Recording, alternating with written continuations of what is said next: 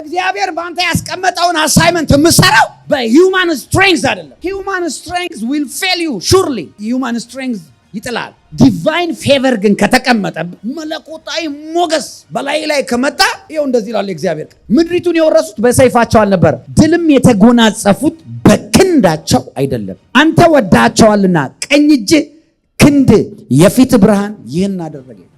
ፌቨር የሆነ ሰው የእግዚአብሔር ፊት ይበራለታል። የእግዚአብሔር ፌቨር ያለው ሰው ይወርሳል። እንዴት ሕፃን ልጅ እንዴ በጣም ያንግ ነው ዳዊት፣ ያንግ ነው። የእስራኤል ንጉስን ጨምሮ የእስራኤል ሰራዊት በአጠቃላይ 40 ቀን እያስፈራራቸው አንድ ቀን መጥቶ በ40 ቀን መጨረሻ ላይ መጥቶ እንዴት ይሄ ብላቴና እንዴት ይገለዋል? ይሄ በቃ ልዩ የሆነ ፌቨር አለ። አሁን ለምሳሌ የአስቴርን ታሪክ ታውቃላችሁ። አስቴር ከሌሎቹ ሴት ሁሉ ሞገስ አገኘች።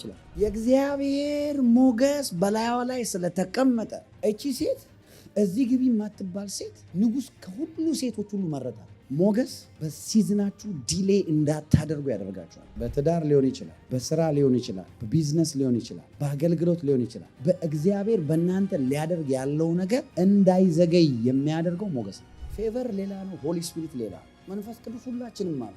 ጌታ ኢየሱስን ያመነ ሁሉ የጌታ መንፈስ አለ፣ ውስጡ መንፈስ ቅዱስ አለ። ይሄ ግን አለ ስፔሻል የሆነ ፌቨር፣ ከእግዚአብሔር የሚሰጥ ፌቨር፣ በር የሚያስከፍት ፌቨር፣ ተቀባይነት የሚያሰጥ ተፈላጊነት የሚያሰጥ